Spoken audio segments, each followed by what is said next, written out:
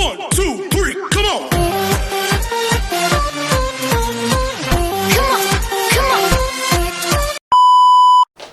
Hello beautiful people! Welcome back to my channel. This is your Mama Sam. Hello mga amigo, amiga, kumare at kumpare. Kamusta kayong lahat? Sana lahat po kayo ay okay at safe ngayong araw na ito. At syempre kung ako naman ang tatanungin nyo, nakikita naman ninyo ang beauty ng Mama Sam ninyo. Fresh overload pa rin, di ba? Ganyan talaga kapag umiinom ka ng maraming vitamin C plus kumakain ka ng maraming banana. Dahil sa banana, mas nakakaloka ang kagandahan ng Mama Sam ninyo. Charot! So, kamusta naman kayong lahat? Sana lahat kayo ay okay na okay ngayong araw ng Tuesday. So, happy Tuesday sa atin lahat ng bonggang-bongga. At hindi lang yan, syempre. Gusto ko rin magpasalamat sa walang sawang tumatangkilik dito sa Mama Sam Vlog. Araw-araw, lagi-lagi. Maraming salamat sa pagmamahal at support na binibigay ninyo. At saka, syempre, sa mga bago nating subscribers, thank you so much sa pag-subscribe ninyo. Syempre, dito sa channel ko. At syempre, sa lahat naman ng Mama Sam dyan na laging sumusuporta dito. Araw-araw, lagi-lagi, maraming salamat guys sa inyong lahat. Kaya naman ngayong araw na to, oh my gosh, marami akong hatid na chika sa inyo na talaga namang magtataas ang kilay ninyo ng bonggang-bongga sa mga pag-uusapan natin ngayon. Kaya guys, huwag na nating patagalin ang ating mga chika. So, ito na nga. So, pinag-uusapan ngayon sa social media. Sabing ganon, sino daw sa tingin ko ang malakas ang performance? Ito bang si Fatima o si Shenez Palacios? Of course naman, obviously, si Shenez, matatanggap mo na siya ang naging Miss Universe kasi yung performance niya talagang kabog at wala kang masabi. Kaya nga natalo niya si Antonia kasi performance level pa lang talagang masasabi ko, wow. Doon pa lang sa swimsuit competition, di ba? Talagang maloloka ka sa kanya kung paano siya rumampa, kung paano siya umiksena, kung paano siya talagang bumigay ng todo-todo. At hindi question, dahil talagang makikita mo, Diyos ko, performance level lang, panalo na. And then, pagdating naman dito kay Fatima, ewan ko, Diyos ko, yung performance niya, Diyos ko, Lord, pero gaba, nakakaloka. Sa lahat ng Miss Universe, actually, sabing gano'n, si Laila Lopes din naman, mahina din naman yung performance. Pero at least may makikita ka na parang, oh sige, ito yung mananalong Miss Universe. Kasi nakikita mo kumukuti-kutitap at kumikinang-kinang sa entablado. Pero etong si ewan ko ba, parang lagi siyang pang Halloween. Charot, hindi. Si Fatima, ewan ko, ayoko na siyang isipin sa totoo lang. Sabi ko nga, wala na tayong magagawa. Siya na yung bago Miss Universe. Pero comparison sa kanila ni Shenez, I think lamang na lamang si Shenez ng talagang maraming paligo dito kay Fatima. Kumbaga parang anlaki nun lamang. Masasabi mo pa na si Shenez ay pang Miss Universe. Ganon. Pero dito kasi kay Fatima, sa totoo lang, naiintindihan ko naman yung mga tao kung bakit parang sila, parang pagdating sa Miss Universe, ay ayoko niyan, ay hindi yan panalo sa akin. Kasi nga, wala nga silang nakita, nakakonvince dito kay Fatima para maging Miss Universe. Bukod doon sa mga umiksena pa ng bonggang-bongga, kumbaga parang, ikaw nag-attitude ka ng ganun, ayaw mong magpa-photoshoot, ayaw mong parang, oh my gosh, ang sakit sa ulo, di ba? So, obviously, na hindi siya pang Miss Universe. Pero, ay nako, good luck sa kanila, di ba? Ganon! Nakakaloka. Basta ako, I go for Shenez. Kayo ba? No, di ba? At eto, ang sumunod natin, chika. Sabing ganon, sino daw ba ang mas kabog na manalo? Si Chelsea manalo o si Atisa manalo?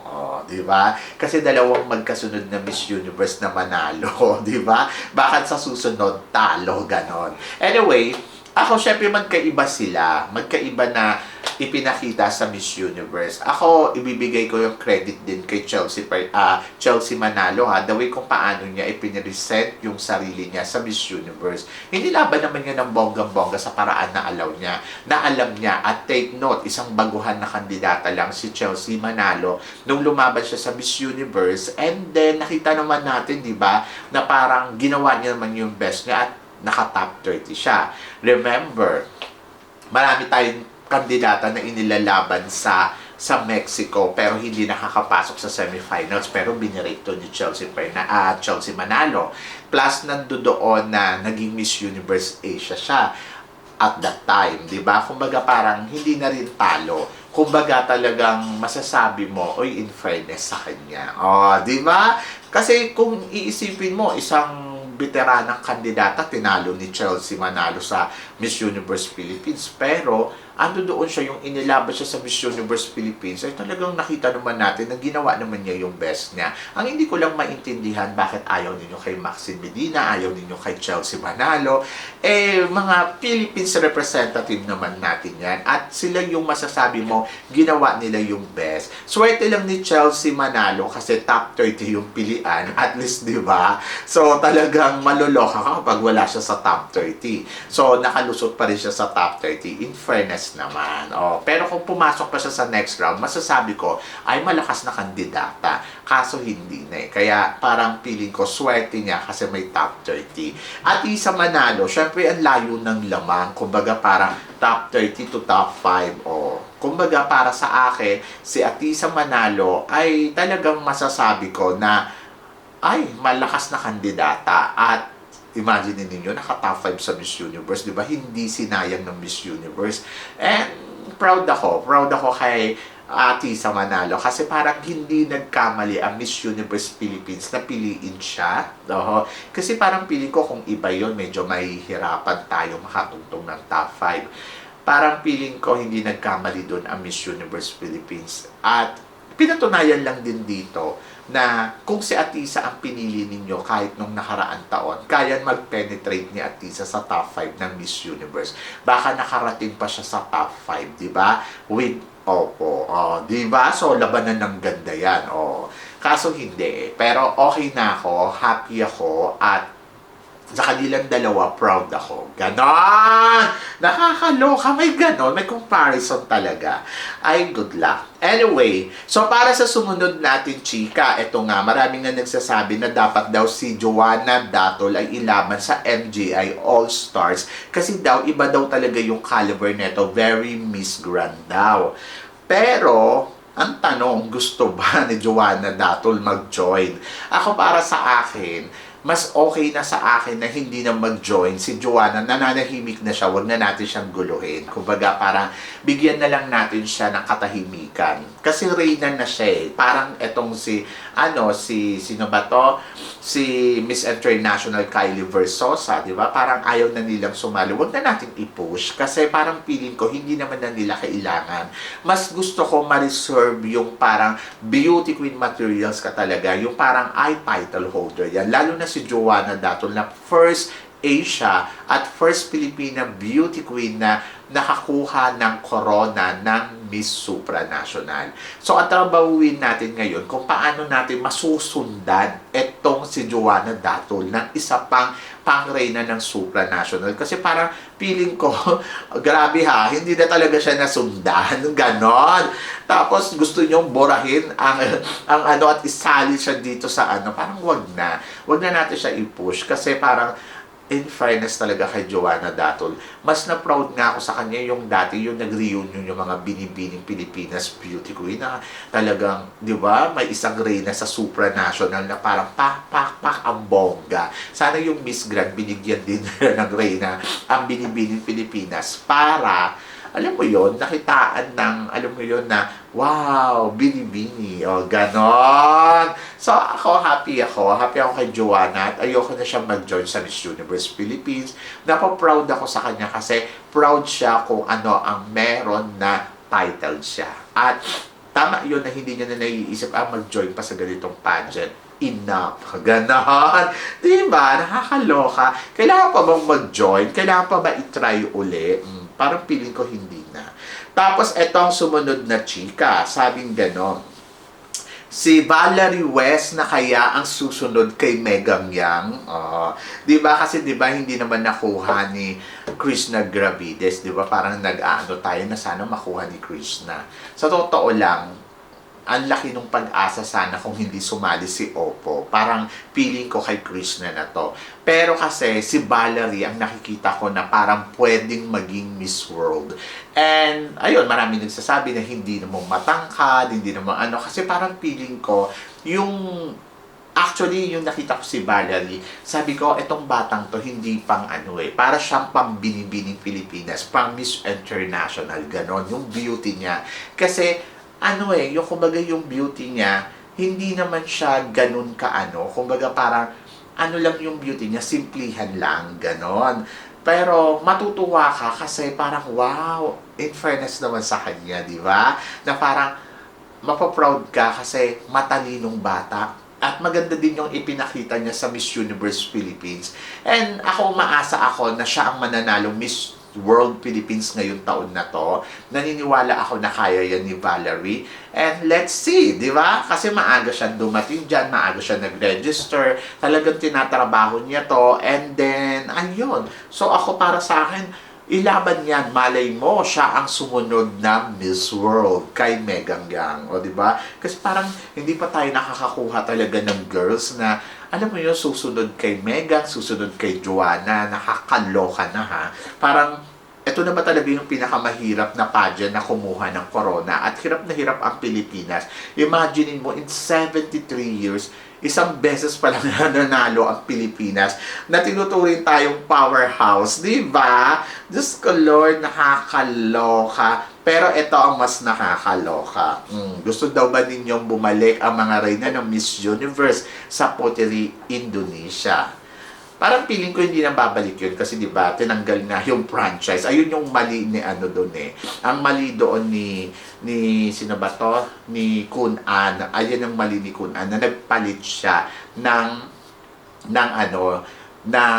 partnership dito sa Indonesia. Kasi parang feeling ko, ang Pottery Indonesia, imagine niyo, di ba, ini-invite ang lahat ng reyna at pinagsusuot ng kibaya ba yan? Kibayo.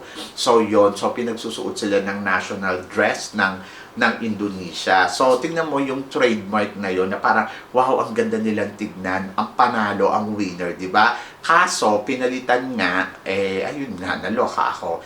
So, wala na tuloy ganyan. Ngayon, history na lang. So, sorry na lang sa mga bagong mga Miss Universe na hindi nakakaranas na magsuot ng ganito. Kasi parang feeling ko halos lahat nakapagsuot Pera lang talaga dito kay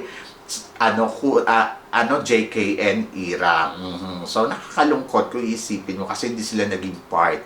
Pero yung vitamin C na pinopromote dyan sa Indonesia, part pa rin naman ang Miss Universe. Kaya lang wala naman kasi yung kinalaman sa Pottery Indonesia. So, doon lang medyo parang maling action doon ni Kun An. Diba? So, yun. Kasi kung hindi niya tinanggal yan, bongga. Di lahat sila, di ba, nakaranas magsuot ng ganyan. Kaso hindi. Nagmaganda sila.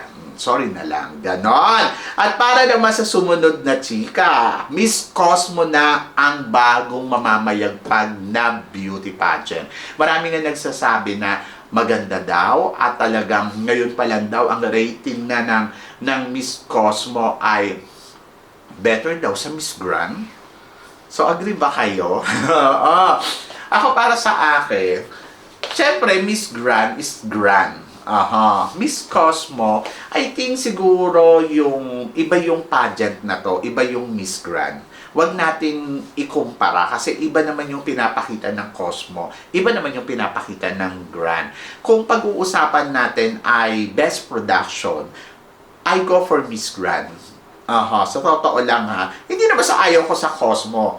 Ang Cosmo is a promising pageant. Ayun yung nakikita ko. Promising siya to become a top, ganon. Pero, marami pa siyang pwedeng, kailangan patunayan, marami pa siyang pwedeng gawin, ipakita niya muna niya para mas bumilib yung mga tao. Ngayong taon na to, masasabi ko, kumpara nung first edition nila, etong second edition nila, masasabi ko, level up yung pageant nila. Talagang sasabihin mo na, wow, tumaas silang ganon. Kumbaga parang good yon.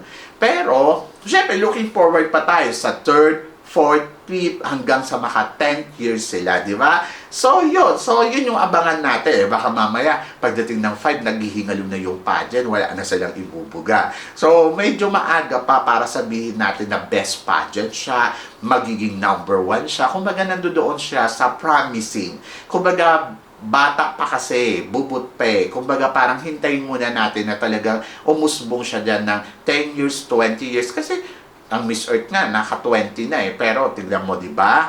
Medyo laban-laban lang sila.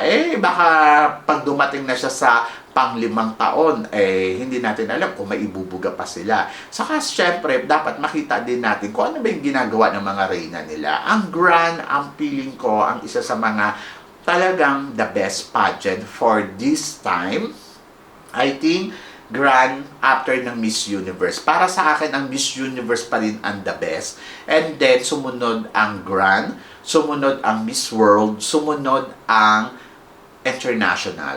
And then, Miss Earth, supranational. Di ba? So, yon. So, sila yung mga pageant. And then, siguro, kung maidadagdag ako, mas nai-impress pa nga ako sa totoo lang ha, sa Vietnam pageant, mas nai-impress ako sa Miss Charm more than sa Miss Cosmo. Sa totoo lang. Mas naiintindihan ko kung ano ang ipinapakita ng Charm. Mas bumibilib ako sa kanila. Siguro, iklaro lang nila ng konti pa. So, parang feeling ko, tuloy-tuloy to, bongga to. Pero, syempre, kung ikukumpara ko ang global, iba din yon. Mas gusto ko, lalo na ngayon, hawak siya ng TPN. So, umasa ka na mas kakabog ang global. So, yun. Yung mga ganun na pageant. But, let's see, di ba? So, ngayong taon na to, may mga pageant na palpak, may mga pageant na hindi okay, katulad ng Miss Universe, pero dumadaan kasi lahat yan sa ganyan eh.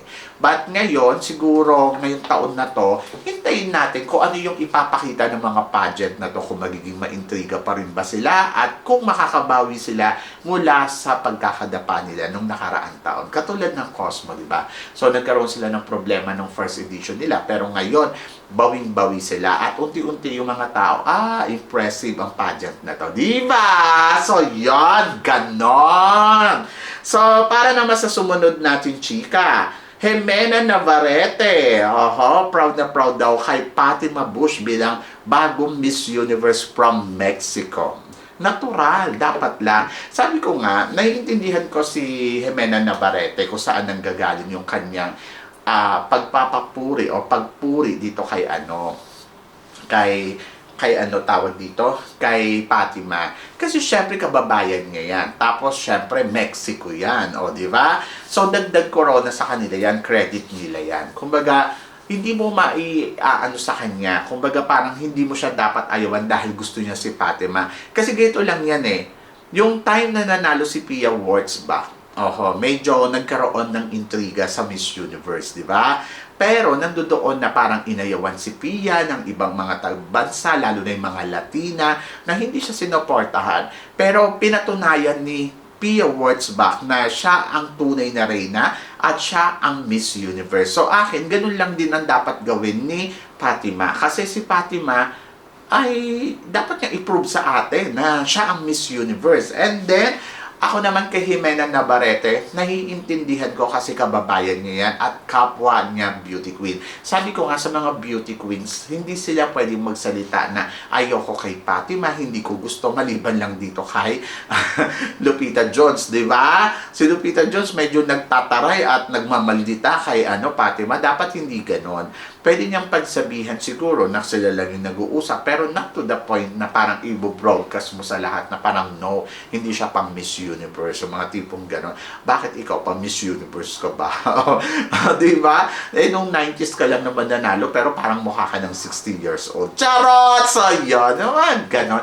Ewan ko ba, siguro may mga attitude din tong mga Mexicanang to Parang feeling ko, ayun yung attitude nila. Saka yung mga Colombia, oo. But yung, ako mas gusto ko sa mga Latinas, yung mga attitude ng Peru, Puerto Rico, saka actually Puerto Rico hindi pa nga Mas gusto ko yung Venezuela talaga. Oo, humble talaga sila. Tapos ito si Peru, gusto ko 'yan. Oo, yung mga ganon. Pero itong mga Colombia, Mexico, Puerto Rico, oh my gosh, sasakit ka sa kanila sasakit yung ulo mo sa kanila. Medyo may pagka-ego. Ganon, di ba? So, yun. So, kayo guys, ano guys ang masasabi ninyo dito sa mga pinag-uusapan natin ngayon? So, please comment below para at least malaman ko naman kung ano naman ang chika mo dito sa mga pinag-uusapan natin. Syempre, maraming salamat po sa inyong lahat, sa support at pagmamahal na binibigay ninyo syempre dito sa channel ko. At sa mga hindi pa po nakaka-subscribe, baka naman pwedeng maglambing. Please don't forget to click like and subscribe my channel at i-click nyo na rin po ang notification bell to more updated syempre sa aking mga chika. Sabi nga ganon, always keep smiling and laban lang. So guys, hanggang dito na lang. Hanggang sa muli nating chikahan. See you tomorrow. Thank you guys.